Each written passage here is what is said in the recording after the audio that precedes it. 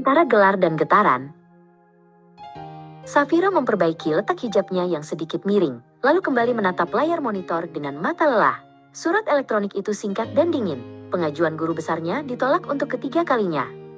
Sebagai mantan anak indigo, ia sering berkata bahwa ia bisa melihat apa yang tidak dilihat orang lain. Namun kali ini, yang ia lihat hanyalah kegelapan dari sistem yang ia cintai. Tembok kantornya yang dipenuhi buku terasa seperti penjara yang mengecil, menghimpit sisa-sisa idealismenya sebagai seorang dosen.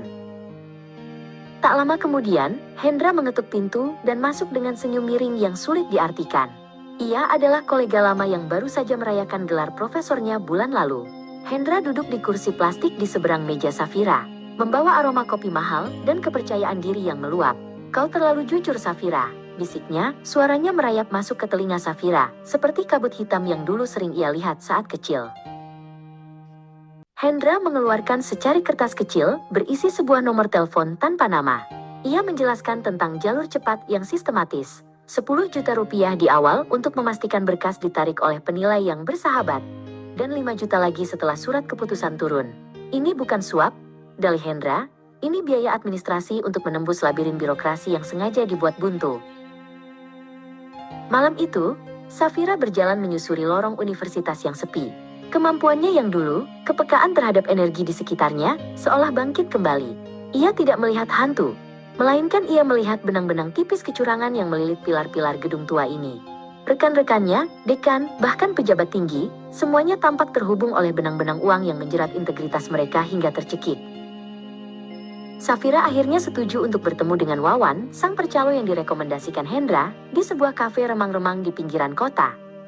Wawan adalah pria yang tenang, bicaranya tertata, dan ia membawa setumpuk map yang berisi nama-nama besar di universitas.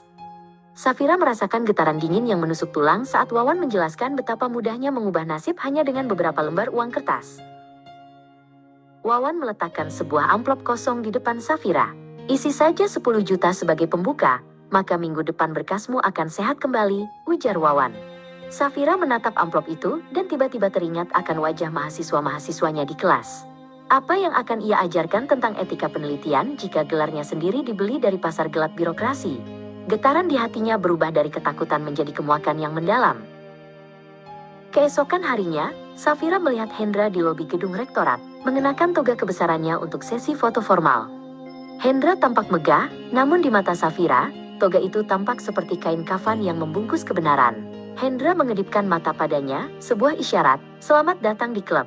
Safira merasakan dorongan untuk muntah. Gelar itu bukan lagi sebuah pencapaian intelektual, melainkan label harga. Safira kembali ke rumah dan menemukan suaminya, Fajar, sedang menyeduh teh di beranda. Mereka hidup sederhana, dan uang 10 juta adalah jumlah yang sangat besar bagi mereka. Safira menceritakan segalanya, tentang tawaran itu, dan tentang rasa haus akan pengakuan. Fajar memegang tangan Safira, memberikan kehangatan yang meruntuhkan kedinginan yang sejak tadi menghantui istrinya.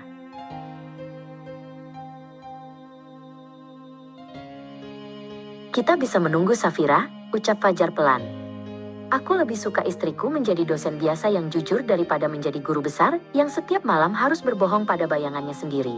Kata-kata itu seperti mantra yang memutus semua benang hitam yang melilit pikiran Safira. Ia menyadari bahwa penglihatan indigonya yang paling berharga adalah kemampuan untuk membedakan mana yang abadi dan mana yang sekadar panggung sandiwara.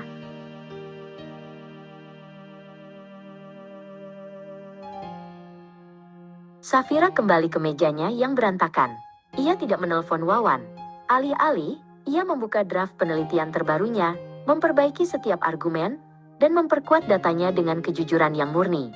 Ia mungkin tidak akan pernah mendapat gelar guru besar di bawah sistem yang korup ini, namun saat ia melihat keluar jendela ke arah cakrawala, ia tahu satu hal. Matanya kini benar-benar bersih, dan jiwanya tidak lagi bergetar karena ketakutan.